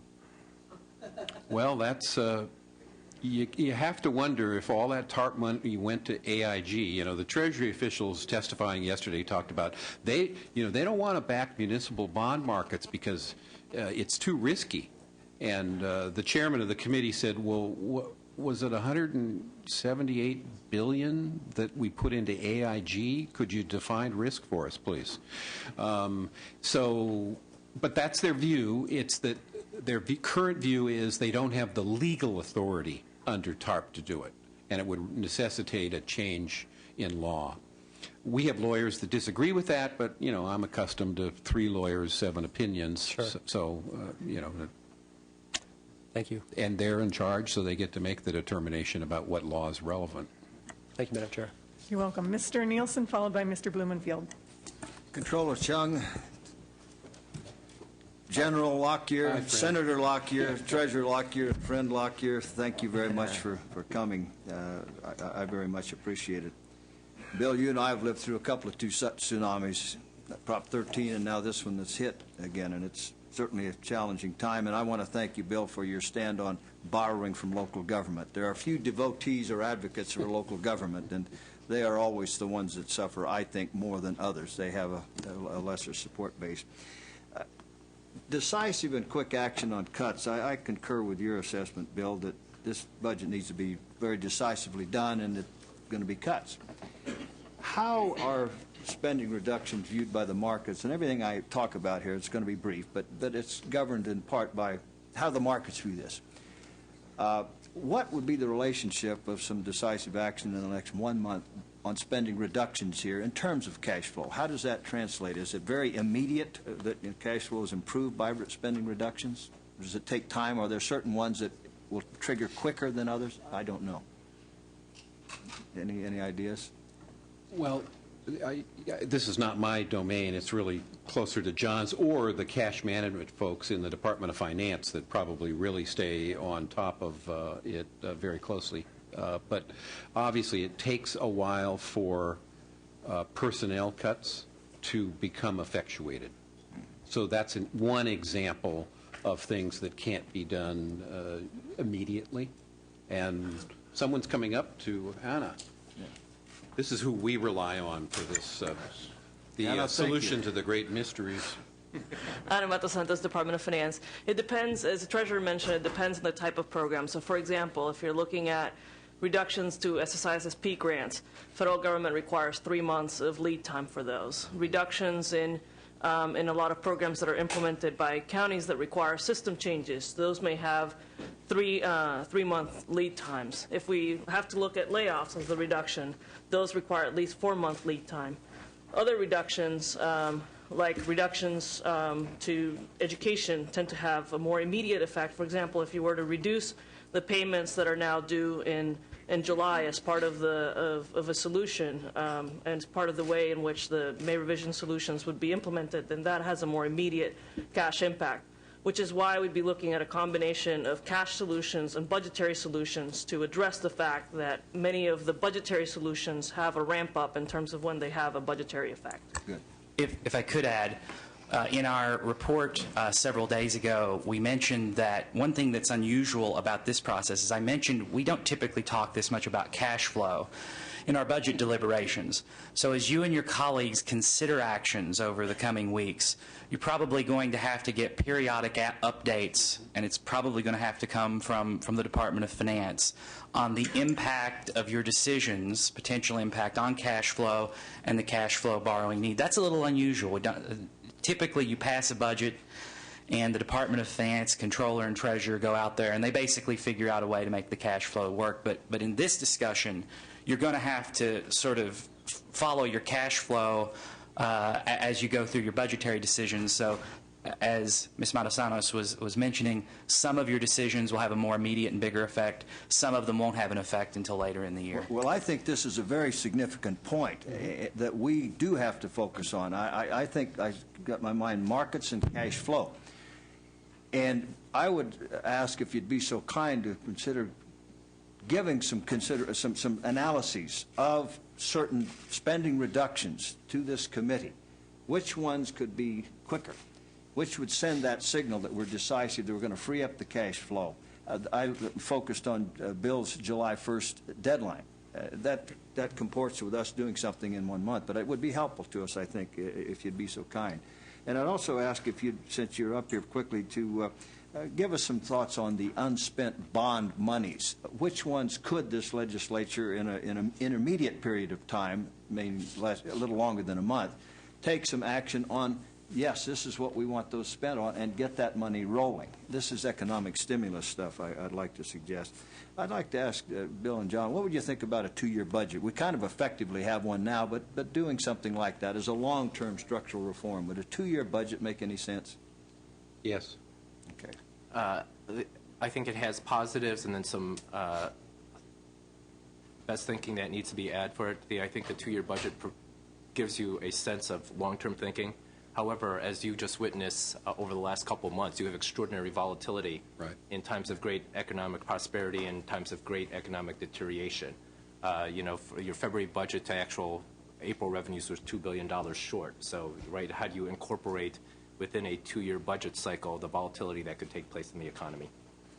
If 20% of the retail, nationally, of the retail sales income comes from car sales, it's very hard, as Mr. Niello would be best able to tell us, to forecast how many cars are going to be sold a year ahead of time. And, of course, that's what they try to do.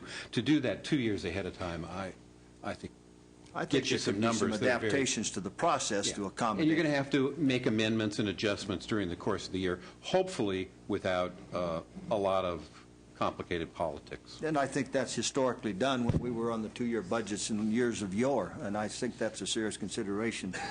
Kind of lastly, I sort of envisioned an incremental approach here, that in a month we take some decisive action, again, mostly on cuts. Then I would envision maybe some more action in, say, August when we come back, and then some more in January. How would the markets view something like that, a kind of a staged response to this? Badly. Pardon? Badly. Badly. I can't sell Iran until we can show them what the budget for the year is. Yeah. You may need to go and make readjustments along the way, but at the start, you have to show an honest, balanced budget. I didn't make how my you're going to point. repay the. I didn't make my point clear. The budget has got to be in the next month. That's my opinion. Okay. We would be decisive, but the staging would be more towards then the longer term, the economic stimulus stuff, getting the bond monies out. That's not going to happen until the fall. Okay. Any big structural thing, a 2-year budget, a spending cap, that's on into next year. Gotcha. But I think we are focused on the immediate. But my contemplation is we shouldn't accept that all we're going to do in 1 month is solve this problem. We can't. It's got to be over a longer period of time. Assuming the governor, Assemblyman, Senator, the administration, the various departments and local entities are really pushing hard to get the various bond monies and stimulus monies spent and put them to work. So I think you'll be, when you get a report from them of their progress in those respects, I think you'll be pleased by how hard they're all focused on that. We'll add a little closing levity. I think we should be very wary of any, quote, federal backing or takeover. That would be something that they might say, as they have with corporations. Well, we're going to change the CEO and the board of directors to be the governor and the legislature. That may happen anyhow. I think the folks have sent that message pretty strongly. I think last Tuesday that was a message that the voters sent. Yep. And that's why we have to act decisively. Thank you very much, gentlemen. Thank you, Mr. Nielsen. Mr. Blumenfield, followed by Mr. Dutton, and then Mr. Lowenthal. Okay. First, I want to thank you both for really very illuminative and interesting presentations. This whole process and the budget, I don't think any of us are getting very much sleep at night, but in the 20 minutes of sleep that we do get, I sleep a little better knowing that you guys are doing the work that you're doing, because you've just bent over backwards to keep the state going. I had a couple of follow-up questions to things that have been asked. I just wanted to, some of them are pretty narrow, but like Mr. Locker, you were talking about, I liked when you're doing the comparisons with the states in terms of the effective corporate tax rate, and I wonder if you have some similar comparisons with some of the other things you were talking about, like the percentage of budget with tax anticipation notes, percentage of internal borrowing, how we stack up on those areas compared to other states. I don't have them with me. I can get them and provide them for the committee. What I know as a general matter is we're higher than other states in both categories. That is more reliance on borrowing, and internal and external. I know we're always the trendsetter in these things, and we're higher on those. But also, I'm curious. I mean, you must be doing some best practices and looking at other states and how, if there are any other creative approaches that other states are using that you think we ought to be considering. Certainly want to know about those. We do regularly interact with other states. I don't know that there's anything that we haven't tried, that they're probably looking at us for some fresh bad ideas. But I forgot to mention one thing that it's sort of the corollary of the borrowing as a bad idea thought, which is asset sales or non-recurring income also don't fix long-term budget problems. They may be necessary. I'm not sure in this market it's prudent to sell assets, but people shouldn't rely on those ideas that are in effect one-time new revenue, non-recurring income to provide for a balanced budget. And I hear those ideas expressed from time to time. They may be wise for additional long-term reasons, but it doesn't fix the current problem. And following up on something, your conversation with Mr. De Leon, you were talking about one of the reasons that traditional investors don't invest with us is because the SEC rules about I wonder if that is something, if there's any flexibility, if we've pursued that in terms of trying to carve out an exemption for states so that we're not rated the same way. I doubt it. Okay. And then, Mr. Chung, you were mentioning going off the cliff, and I was in terms of what that might mean in terms of default, and I'd like to explore that a little bit, both for my own sake, but also for the public's sake, because you hear a lot of people talking, well, we should just go over the cliff. I don't think we can legally go into bankruptcy. You know, we joked about federal receivership, but what does it really mean? And are there some things that we can talk about that will help us and help the public understand why that's not a viable option and what something like that would actually look like? First of all, let me make very clear from your comments to those who contemplate and want to advance California's path towards some type of default that would be ultimately irresponsible. It would be the worst action, and there would be immediate harm, and there would be long-term consequences, right? I mean, people today, even though they've gotten themselves better shape, still talk about what happened in Orange County. Just imagine total disarray of finances here in the state of California. Imagine the millions of people that depend on health care, and there is no consistent payment to the counties, to the other entities that would receive those monies. Imagine, the school that your daughter goes to, not knowing when they will be funded. Imagine what would happen on the external markets in terms of borrowing for the state of California. If anything took place, it would be, people thought dealing with some of the rates that credit card companies were talking about, that would look like a tremendous bargain to California. And that would not happen for a considerable period of time because, as I indicated earlier, who wants to loan money when people currently are not receiving payments for their obligations? May I add some quick sort of tactical advice as somebody who's been on that side of the discussion sometimes in the past? I think what's going to happen after these terrible budget decisions get made is there's going to be a lot of public anger and a claim that the wrong thing got cut. And that's why I think partly the need for transparency and some perceived fairness about the process and the result is important. But because I think it's going to be largely cuts. And then there should be some intelligent, responsible conversation with the public about what services are necessary and how you're going to pay for them. And that's the process that I anticipate we're going to go through during the next year. I think that's pretty much the plan. Okay. We are, as I said before, going to start addressing the bigger reform picture once we've got the budget done and out of the way, and hopefully returning to some kind of fiscal stability. Mr. Blumenfield, anything more? All right, Mr. Dutton, then Mr. Lowenthal.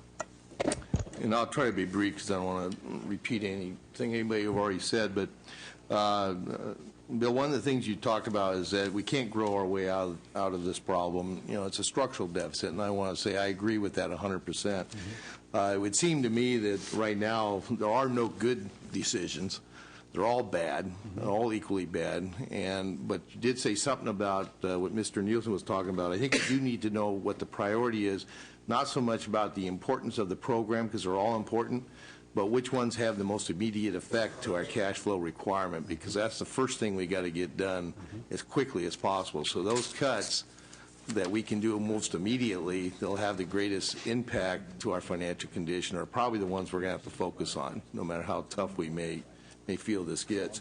I went back and took a just quick look, just kind of refresh everybody's mind. Everybody was getting locked in on this $42 billion figure, but in reality, as a result of what the budget was, it was agreed to, there was only, I shouldn't say only, it's still a lot of money, $15.8 billion in reductions and cuts. There was $12.5 billion in revenue. There was also another $5.4 billion that was supposed to come from borrowing. That's the lottery money. And then there was $7.9 in federal aid. The federal aid backfills some of the other reductions and cuts that were supposed to be made. Now, the federal aid money, and this goes to this question here, would seem to me the most prudent way for us to address the use of the federal aid money, whatever may come in, is to create somewhat of a soft landing, because that's one-time dollars. And chances are, if the economy doesn't improve drastically, where those same programs are getting backfilled today, there is not going to be a funding source for next year. That would be correct there too? Okay. Senator, I would also encourage your thinking in terms of, because I think you're right along the line, we're thinking about the upcoming fiscal year. Think about 2 out, right? So borrowing can't take place because then you have to replace that original funding source plus repay. So in essence, you're doubling up on the obligation and making our debt even far worse. Okay. The other thing, too, for all members... Senator, unfortunately, you're going to hear regularly, and it's just a reality, that we're going to lose a lot of federal matching, including stimulus dollars, when we cut program expenditures. And unlike the IHSS waiver that was granted by the federal government this week, lots of those requirements are locked into federal statute. So there's a multiplier downward effect of lost dollars as well. Yeah, I've always been one of those that never wanted to turn away federal money. So believe me, that's painful for me too. So one of the things too that all of us should keep in mind, there's a lot of things we do. Forbes magazine actually has us listed as the worst place to do business because of our regulatory environment and cost. Now, it doesn't specify just taxes. But there are bills right now in the legislature that are being considered that actually are going to increase our cost of operation. I'll give everybody a good example because I'm all for going after renewable energy. But just increasing from 20% to 33%, the portfolio for renewable energy, according to the Consumer Ratepayers Office with the CPUC, that's going to cost the ratepayers of California over $10 billion more costs every year. Well, the state of California is a ratepayer. For utilities, we pay utility bills too, and our cost is going to go up over $1 billion. And you don't get any more power out of that. So we ought to really consider any of the policy changes we're looking at. There could be that unintended consequence of increasing costs, not just for the people of California and the businesses of California, but for the state as well as our schools, libraries, and everything else. And I really would suggest that we do a serious analysis on not just the cost to the state, but to everybody in California. And there's a whole slew of bills that are currently working their way through the system right now that do just that. And so that's the only thing I also wanted to say. Thank you. Thank you, Senator. Senator Lowenthal.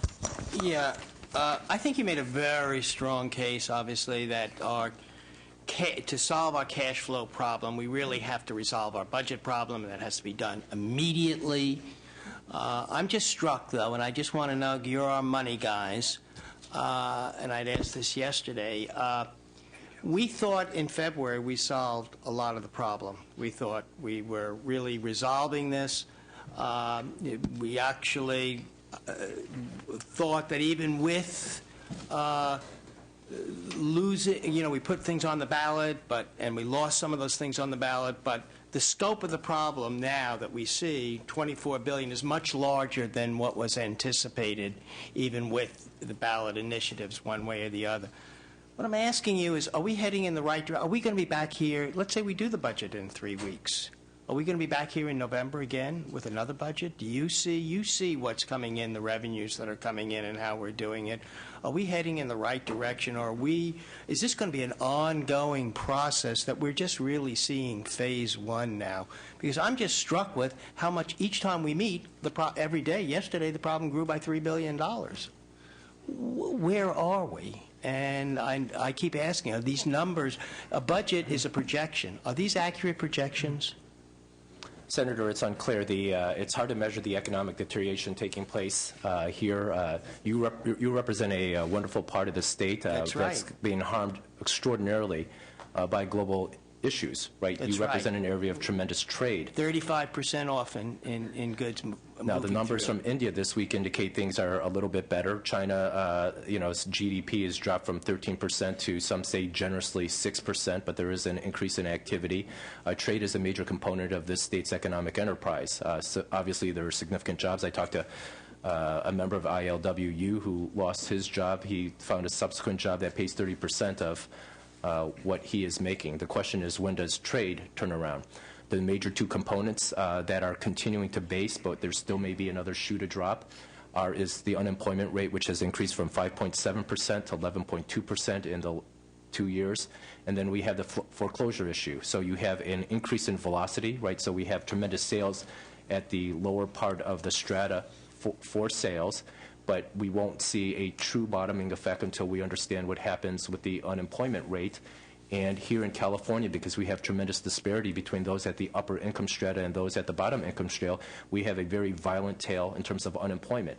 Nearly everybody agrees that we're at 11.2%, that it's going to get much worse. What does much worse mean?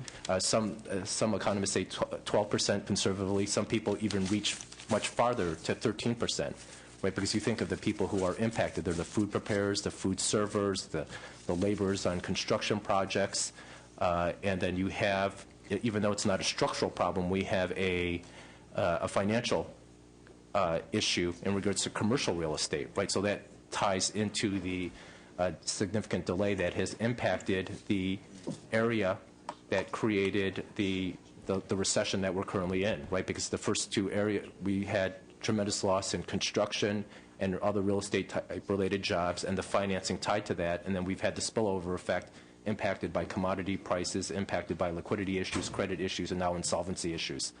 But a lot of the economists think that we are going to have a basing effect at the end of this year, the beginning of next year. They don't see a quick recovery. And then you have to think in terms of tax revenues, because people are going to be writing off losses for another couple of years, right? Because a lot of our gains are capital gains, and people will write off the losses. It will take another year to two for the state's budget to reflect the increased economic activity. So this is something we're going to have to work for the intermediate future. Property taxes continue to decline for several years, probably because of the reset mechanisms under Prop 13. I spend a lot of time with economists to try to understand these trends, and as close as you get to a consensus, and there isn't a strong one, is late in the year is the bottom. So we're still heading towards the bottom. Mm-hmm. We're not there. Mm-hmm. Now, in California, as the controller mentioned, our unemployment rate's a couple % higher than the national numbers. Our various income sources from sales and personal income are significantly lower than the national averages for states. And our home values have declined significantly more than national decline. So what you're saying is, while you started off today by saying that you thought that we would either do it all by significant cuts, maybe not all of it, but certainly maybe all of it, that's going to be at the same time that we're going to have a significant increase in demand for services. Yes. So we have this dynamic. People are going to be wanting to work, workforce development, retraining, community colleges, education, unemployment. All of these demands are going to go up tremendously. At the same time, we're cutting tremendously. Well, as good point, and of the California workforce, in excess of 16% doesn't have a high school education, compared to the national workforce that's about 9%. So we have some special burdens. Sounds like we're already off the cliff, by the way. I don't think we have to worry about going off the cliff. We're already there. So. Could I just follow up on that as well?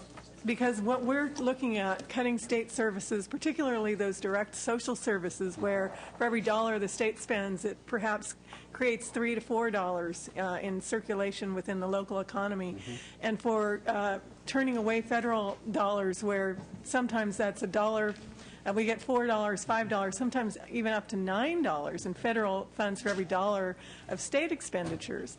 And then also looking at laying off state workers or furloughing them and cutting their pay. It seems to me that those actions, and I think we have to consider this, exacerbate what you gentlemen have just laid out. You're right, and you don't have any choice. Fortunately, the big multipliers are on construction highway accounts, the 9-to-1s. You get to 2-to-1 and some other matches like that with health accounts.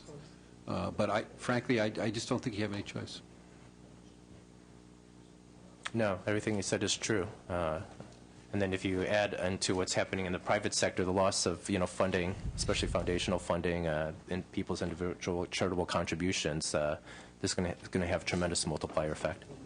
And we may reach the conclusion that we don't have any choice, but I think we need to know the impacts as we make that decision. And Mr. Lockyer, I know that you have a plane to catch, and we very much appreciate your being here and your testimony, and we may end up having to have a follow-up hearing on this as we go along. I'm available for committee or to answer any questions or provide information. Thank you. Yeah, thank you. I appreciate it. For everybody that's remaining, I know there's a few follow-up questions. Senator Ducheney. Not a question, but just in the doom and gloom where we are. The one little note some of us received this morning is EDD says unemployment is actually a little bit better in April than it was in March. So we actually, the numbers got better from March to April. We're down to 11% unemployment, but that may indicate some of this stimulus starting to give, at least on a psychological basis that people are spending or doing something, because there were an uptick, if you will, in jobs and a downtick in unemployment claims in April. How long it could sustain is a different question, but if we can start to see even that kind of stabilization, maybe we can rethink these forecasts when we also understand how what the jobs will be created as soon as Caltrans finishes opening the federal bids, the bids on the federal funded projects. Yeah, the infrastructure funding is very significant. When our economists review, the changes in what was anticipated versus what was issued, it has an extraordinary multiplier effect. So anything you can do in that particular regard will certainly benefit the progress of the California economy. From the committee members, follow-up questions, comments, debate? This is more for Monday, but it's my understanding, Madam Chair, that Monday we're going to hear the Tuesday, sorry. Tuesday, sorry. No, I won't be here. Tuesday, we will hear the revised, right? That's what we decided yesterday. So if it's possible at that point, can you give us a status on, which projects have already accepted bids? And, I've been understanding that some of the bids are low. That may mean we could bid out more projects. Have we done that? Where are we, especially with the federal trans dollars, including if we can get the information, at least a rough sense of how the regions are spending the dollars that were allocated to them in the federal, in the February bill. Sure. And generally, Senator Cheney, on the transportation funds, we've committed in excess of the 50% commitments that had to occur and are already moving forward, have broken ground on several projects, including some very large projects, some smaller projects. To your question of whether or not the budget includes additional allocation of bond funds, it generally includes additional allocation of bond funds across different program areas. So there's additional allocations in transportation, water, corrections projects, air resource boards, and there's allocations across the board. What cash is spent is dependent on how much we can sell and the available dollars in the Pool Money Investment Board. Okay. All right. I want to thank you, Mr. Chung, very much for coming here today and testifying. And I am very much struggling with this bigger, broader question that we really don't have time to address today, but I think this committee needs to grapple with, or at least begin to grapple with, which is how do we get the state of California back to where we have a responsible cash cushion? And clearly from what you've told us today, that is not an easy thing to do, but it's something that we absolutely have to get started on. So at some point I will welcome that discussion and debate as to how do we start doing that? How do we start accomplishing that long-term task? It's been very grim. Can't say that we're ending on a high note today, but I think this has been, although it's unusual for the conference committee to address this, clearly we're at a kind of a place where both issues are coming to the fore at the same time. The cash flow issue, how do we pay our bills on an ongoing basis, as well as the continuing deterioration of our state budget and our state deficit. And so we have to, despite tradition and history, we have to address these questions both together. And I think somebody pointed out that many of the decisions we're going to be making in terms of cuts as we go forward will impact that cash flow. And so we need to be taking a look at that. So it may be necessary to ask your office to come back and continue to help us as we go through our debate and deliberations. I want to mention for the members of the committee and the public, for Tuesday we will be reconvening again at 1:30 to address the revised May revision from the governor's office. And Wednesday at 9 a.m. we will begin the public hearing with Health and Human Services. And we will be spending the entire day on Wednesday in committee. And then Thursday, the schedule is to be announced. So thank you all very much for being here today and participating.